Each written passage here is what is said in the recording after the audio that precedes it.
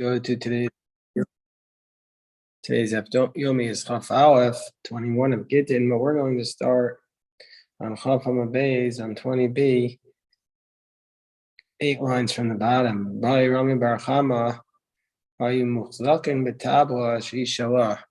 So Rami Bar Chama says that if the woman had a tablet which was associated with with the woman being the owner of it, and we know that in order for the get to be a valid get, the husband has to give it to her, has to give her the paper on which it's written on. So in this case, if the tablet was hers, how would he be able to give her the get? The get costs of allowed, but there's a get that's written on this document, on this board, but at the same time, the get is being delivered by him. Mahu, what would be the law there? Mi amrinan, would we say that the woman transferred the possession of the get to the man, and she was able to transfer the tablet to the man before he gave it to her, before he gave her the tablet with the get on it? Odilma, or perhaps we would say, well, perhaps we would say she doesn't know how to transfer it. And so therefore, it was really in her possession the whole time, and therefore it's not a valid get. So that's the question that Rami Bar Chama asks. So Amar Abaye Tashma, Abaye explains, we have a brisa, there's testimony about a small village on the side of Jerusalem. There was an elderly, where the word zakin can mean a scholar. There was a scholar or an elderly man, and he used to lend to all the people in the village. And the way he would do the loan was he would be his contract. He would sign it. He would write it. And then the other people would sign it. But in order for it to be a valid loan, it has to be the borrower has to write it in his own contract. So was he able to transfer it? The Chachamim allowed these loans. Why? Don't we require that the lender, that the borrower, in order for it to be a valid loan, it has to have been his contract, like it was done in the time of Jeremiah? That's the source of this idea of a sefer makneh. And so if that's the case, if the elderly man or the scholar was one writing the note, how would it be a valid loan? We must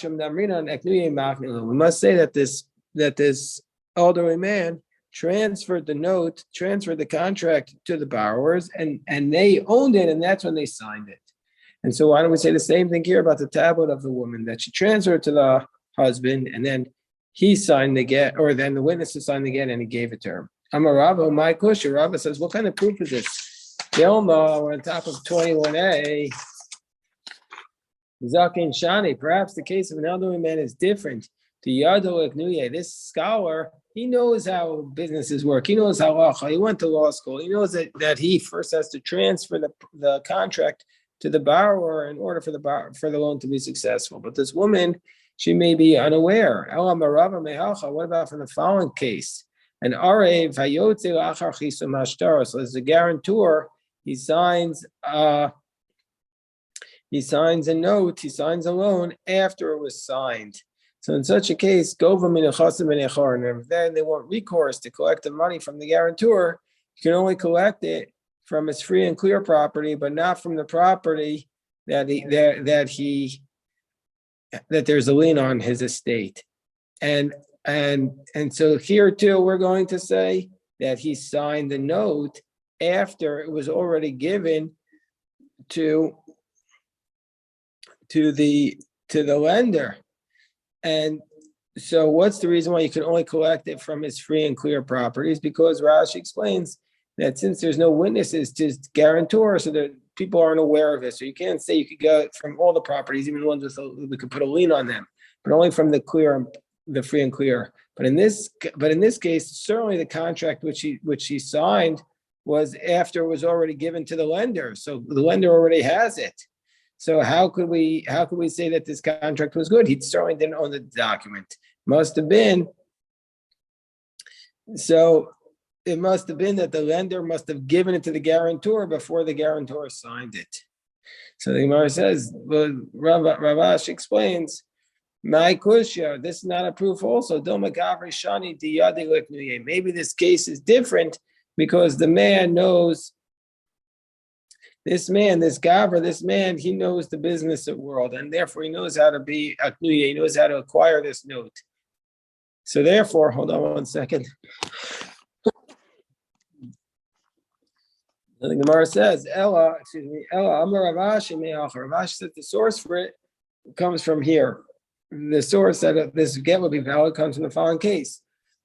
Isha koseves, it's from a Mishnah, which we're going to come to, God willing, tomorrow's daf. Isha koseves is kitava, ish koseves shivro. That a woman could write her get, and the man could write his receipt for his ksuva, and that doesn't disqualify because what upholds the get? Only the signatures, and the receipt or the signature. So she writes the get and she gives it to her husband. She transfers it to him, and then he writes the signatures. And so we see from here that it is a valid way of assuming that she knows how to make the transfer.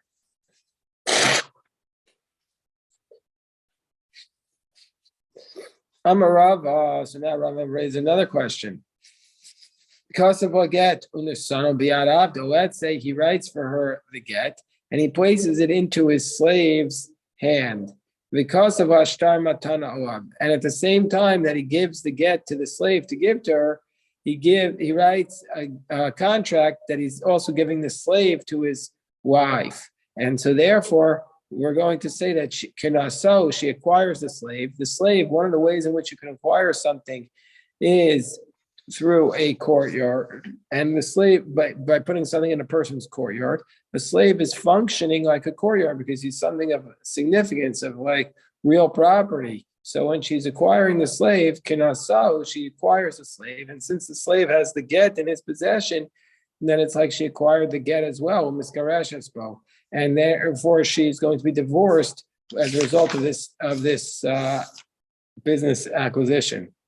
And the Gemara says, but why does that work? Why does that work? Why don't we say chater malechasi? Why don't we say that the slave is not a regular courtyard, he's a moving courtyard?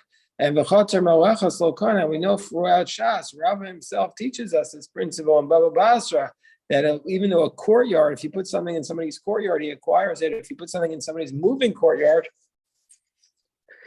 he doesn't acquire it. And if you want to say, well, the slave was stationary, Rava says, Rava says that won't work even if the slave is stationary at that moment, because we say if it walks, it doesn't acquire it. Only the Yoshev will kana. If he's stationary, it also doesn't acquire it. But the Gemara says, so here in this case, the reason why it works is because the slave is tied up. Tosfos says not just enough for the slave to be tied up, so he's also be sleeping. He has to be tied up and sleeping. That's what Tosfos requires. And Tosfos says we prove this from what we're going to get to in Azorek on Daf Ayin Ches.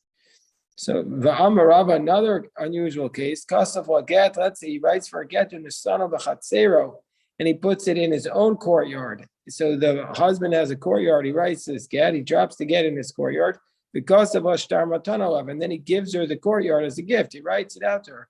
So then Kanaso, so then she acquires the courtyard at the same time as Geresh's post. She's going to be divorced from the get.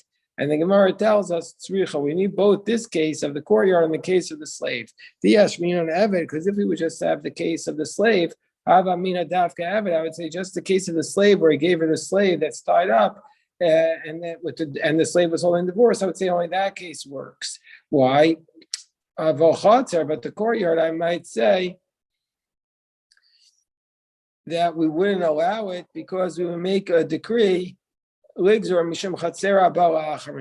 we make a decree that we won't allow it because of another case which is no good, and that is if Reuven gave his courtyard to Shimon, Reuven wrote a bill of divorce, put it in his courtyard, and gave the courtyard to Shimon, and then Shimon gave the courtyard to Reuven's wife, that would not be a valid divorce, because there the divorce is not coming from Reuven, but it's coming from Shimon, because Shimon is the owner of the courtyard at that point.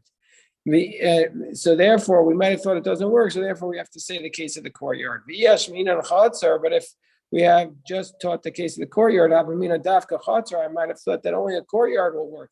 But if you wanted, but in the case of a slave, I might have thought we won't allow the slave. Maybe we're not going to allow the slave because maybe he's tied up, and then we'll make a decree for a case where he wouldn't be tied up. And so therefore we have to learn both the case of the courtyard and the case of the slave. Amar Abaye says, well, wait 1 second. This case of a courtyard, where do we learn it from? Rabbi, how do we know that if she acquires the get, if the get was placed in a courtyard which was given to her, that she acquires it? Rabbi miyada. We learn now from the idea that it says v'nasam biyada. He places the get into her hand, and just like it works in her hand against her will, so too the courtyard will work against her will. So if that's the case, ma yada the isa. We might have thought that should work, but not necessarily the case. You want to learn the case of the courtyard from a hand, but ma'yada the isa be'midat be'm karcha av chatzera the isa be'midat be'm karcha. Just like the hand, if you put in her hand, she's divorced, whether willingly or even against her will.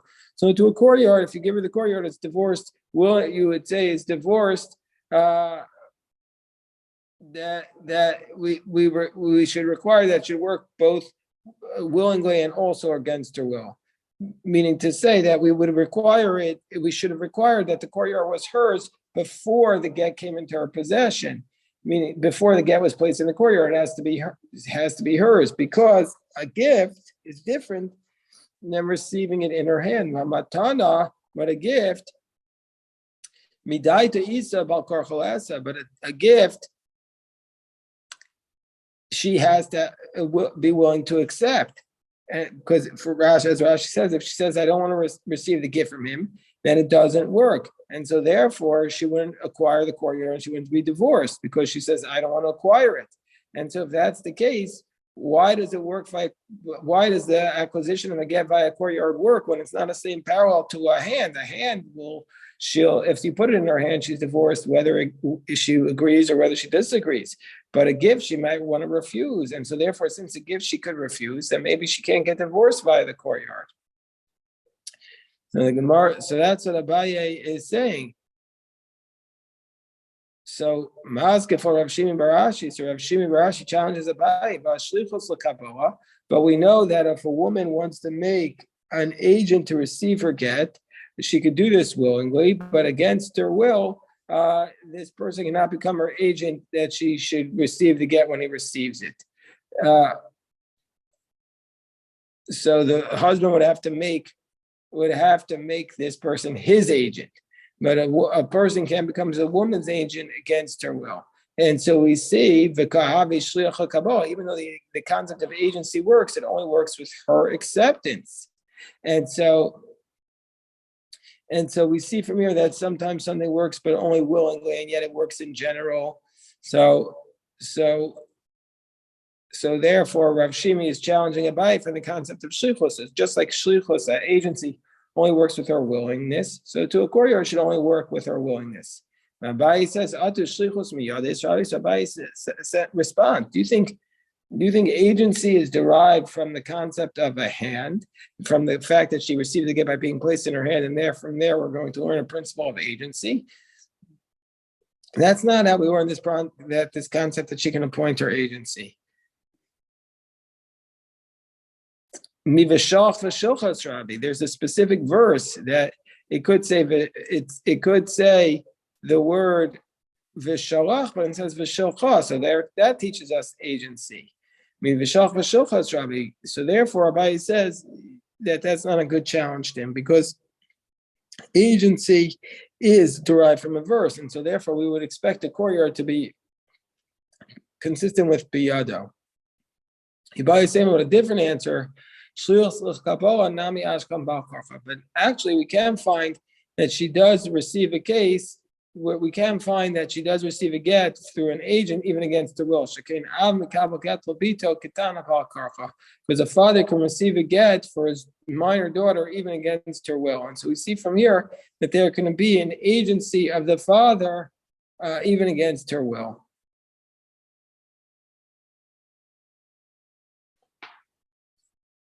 Okay, so now the Gemara says that if you had wrote a get on an olive leaf, you give her the olive leaf and she's divorced. If you write it on a horn of a cow, you have to give the whole cow. If you write it on the hand of a slave, you have to give the whole slave to her in order for her to be divorced. Gemara says, Bishlama Yad Aved. I understand why if you write it on the hand of a slave, you have to give her the whole slave in order for him to be divorced. Because you're not able to cut off the hand of a slave. The slave has to do mitzvahs with those hands, and so therefore you can cut off the hand of the slave. And if you cut off his hand, it would go free. So therefore, you're not allowed to cut off his arm. So therefore, you have to give her the whole slave. Ela Karen shall para, but of the horn of a cow, why do you have to give her the whole cow? Why don't you just cut off the horn from the cow, and then give her the horn of the cow? Amakra. Because of v'nasan, it says in the verse, because of sefer krisus, v'nasan, it says he writes for her the get and v'nasan biyada, and he places it in her possession. So we see from here, because of v'nasan, these need to be two direct acts. You can't require an action in between. He has to write it and give it. But in the case of the horn that you're cutting off, there you require cutting off in between. So if you have to cut it in between, it's no good. Rabbi Yossi Aglili says,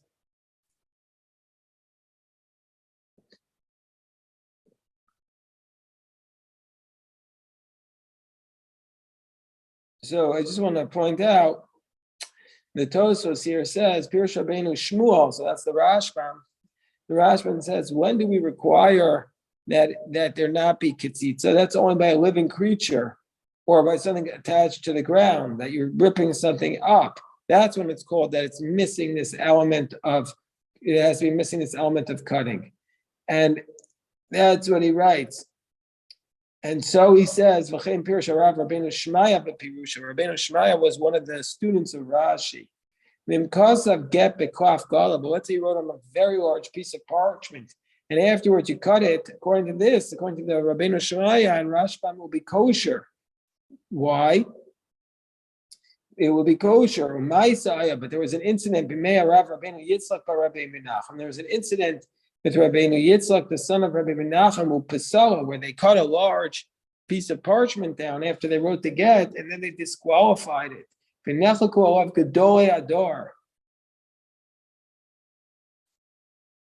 the great leaders of the generation argued about this case. And Rabbeinu Tam was strict. So you see, they had a big incident, and the Gedolei Ador got into an argument. So the Rabbi Yossi Aglili said that if you write it on, back to the Gemara, if you write it on a creature that was alive or food, it's going to be disqualified. My time in the Rabbi Yossi Aglili. Why does Rabbi Yossi Aglili say that a get that's written on food item or a creature is disqualified? The Tanya, he says, we learn that from the Brayso, it says that you write for a safer krisus. From the word safer, Eliel, safer, I know it has to be on a scroll. Minayla Rabbah is called Devar. How do I know it could be written on anything? Tamomar because of la, which means mikol makom, on anything. Im kemat tamomar sefer. Why does it say a scroll? Ma sefer davar shem baruach hayim ve'eno ochel. Just like a sefer is something that does not alive and it's not food. I've called davar shem baruach hayim ve'eno ochel. Also, anything that does not have alive or food. The Rabbanan say it can be written on something that's alive and food. Because of bis sefer kedekamas, it would say bis sefer would be like you said. Hashad sefer. That word sefer means l'sfiras var mudas. It means you have to tell the story. And that's all it's teaching us. Sfiras dvarim. It's not teaching us that it has to be on something that's not alive. Rabbanan have a kasam mayavdilei. And what did the Rabbanan do towards Vikasa? They say, the Rabbanan say, we learned it out from here. She's divorced through writing, but not through money. You might have thought that you divorced her the way you marry her. I might have thought that just like you marry her, can marry a woman by giving her money, also you divorce her. So the act of divorce is through money. Kamash Moan, that doesn't work. V'idach, and how does Rabbi Yossi learn that you can't divorce a woman by giving her money? Nafka emi sefer krisus. You learn it out from this concept of, it says sefer krisus. Sefer course of ein davar acher course. The scroll is what divorces her, but not anything else. V'idach, and the Rabbanan, what do they do with sefer krisus? I mean, by the way, davar akores beino beina. The rabbis learn from the word sefer krisus that the get has to be something that severs the relationship between him and her. Kinetanya raise the gittin. We learn in the Brisa that if a man says, "I'm going to divorce you on the condition shelo tishta yayin amnat shelo telchu beisavich lo'olam," he says, "I'll divorce you on the condition that you'll never drink wine or that you'll never go to your father's home." That is not a divorce because that is ein ze krisos. He is not severed the relationship. The relationship still has the conditional clause related to it forever, and that's a problem.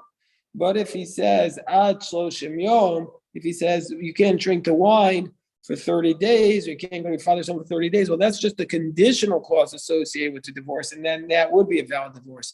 But the divorce, he can't have an ongoing relationship with her forever. And if he's saying I'm divorcing on the condition that you'll never drink wine, that's not a valid divorce because there isn't a severance of the relationship. The idach, and how does Rabbi Yossi learn that out? Mikaris krisus. He learned it out from the fact that it could have said sefer kares, but it says sefer krisus. The idach kares krisus lo darshe, whereas the Rabbanan don't expound the difference between kares and krisus. Then it says in the Mishnah in kosam mechuber lekarka, you're not allowed to write a get on something that's attached to the ground. Kosam b'mechubar. Let's say the get was written on something that was attached to the ground. Talshu v'chasmu, and then they severed the get and signed it, but nasnu al kosher, then it would be kosher because it was signed when it was no longer attached to the ground. Whereas Rabbi Yehuda Posel, Rabbi Yehuda says disqualified. I should take sivaso v'chasimaso b'talish. Both the writing and the signing needs to be removed from the ground. Rabbi Yehuda ben Meseira says in Kosvin lo nir. There's a separate law. He says you. He says you cannot write the get on paper. Not on paper that had ever once been erased. Once parchment has been erased, then you can't tell if it was erased a second time because the parchment already looks like it was erased once. So therefore, it makes it easier to erase. Difter is the untreated parchment, which is also easy to erase. Neshu Yachol is that because these documents can easily be forged. And the Chachamim say in both those cases, it's going to be allowed. Kasvu ala. Let's say it says in our Mishnah you're not allowed to write on something attached to the ground, but then it says if you write on something attached to the ground, you remove it and sign it, and it's okay. So the Gemara asks the question: that if you wrote it and then detached it and signed it, it's kosher, but the first clause in the Mishnah says you can't write on anything attached to the ground. So how do we dovetail these two texts? Rav Yehuda, Shmuel. When is it kosher? You can't write on something attached to the ground. But if you left over when you wrote it the part that was the toref, then you cut it and severed it before signing it, that'll be okay. What's the toref? So there are two parts to get. There's the toface and the toref. The toface is the template, which everybody is the same.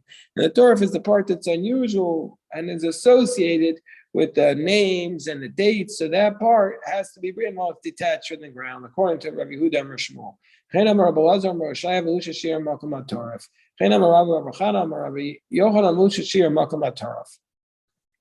So we see these three Amoraim who say that as long as you wrote the Torah while it was detached, it's kosher. But if the Torah was written attached, it's not kosher. And this is consistent with the position of Rabbi Elazar. And this is consistent with the position of Rabbi Elazar, who says that what makes a get the handing over of the document, not the signing. And so therefore, what does this mean? Rashi tells us as follows: our Mishnah that requires the writing of the get, the toref, which is the essential part, that needs to be attached to the ground. Excuse me for 1 second.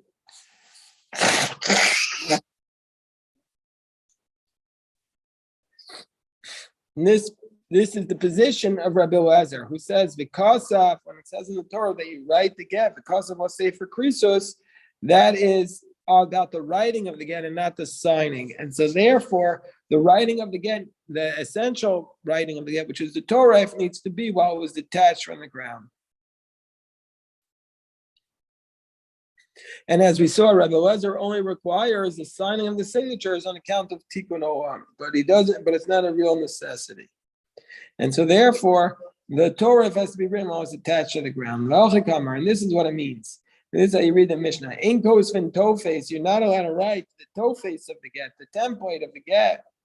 Shema Yachtov Torah, because you might come to write the Torah of the get as well. Kosvu a Tofes, let's say you wrote the Tofes for Talsha, and then you removed it. V'kosvu a Torah, v'nasnu a kosher. If you wrote the Tofes, then you removed the get, and then you detach it, and you wrote the Torah, that would be okay. So that's the approach of Rabbi Yochanan. The Rabbi Yochanan says that when our Mishnah says that it's not good if it's attached to the ground, that's if you wrote the Torah while it's attached to the ground. But if you wrote the Torah after it's attached, then it's going to be okay, because our Mishnah follows Rabbi Lezer, says the essential part is the writing, and so therefore the Torah cannot be written while it's attached to the ground. Whereas Reish Lakish says Chasma Shanina. Reish Lakish says our Mishnah, which says the second clause of the Mishnah, which says that if you wrote it, it's okay, and if you wrote it and then detach it, it's okay. That's because our Mishnah is referring to,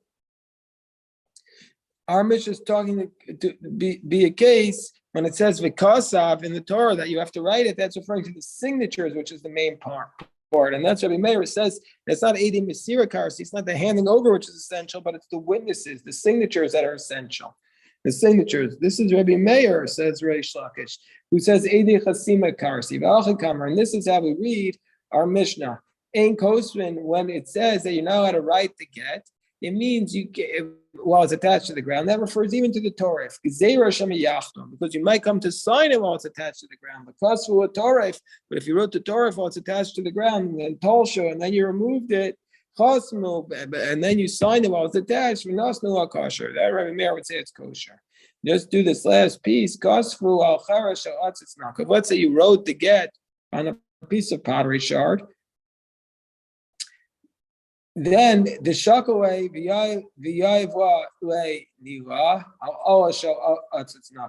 so then we're going to say it's kosher because why? Because he could take the entire flower pot and give it to her, and so therefore the shakaway anyway. So I read it. Let's say he writes it on a shard of a flower pot. It's kosher because he could just pick up the flower pot and give it to her. He's not missing anything. There's no katzitza that's required. You don't have to be worried that maybe he's going to break the pottery pot and give her a piece, and that will be katzitza, because he's not going to destroy the flower pot, Rashi says. But let's say you wrote it out, but let's say the get was written on a leaf of a flower pot. So then Abaye says kosher, but Rava says puzzle. Abaye says kosher. Why would it be good if it was written on a leaf? The shakaway v'yavai, because he could give her the whole flower pot. He's not missing any katzitza. Whereas Rava says puzzle, Rava says it's disqualified because we have to be concerned that maybe it'll just break off the leaf and then it'll be katzitza, and therefore we're not going to allow it. Okay, we'll stop here. God willing, we'll review this at 8 a.m. and everybody should have an amazing day. Anybody have any questions?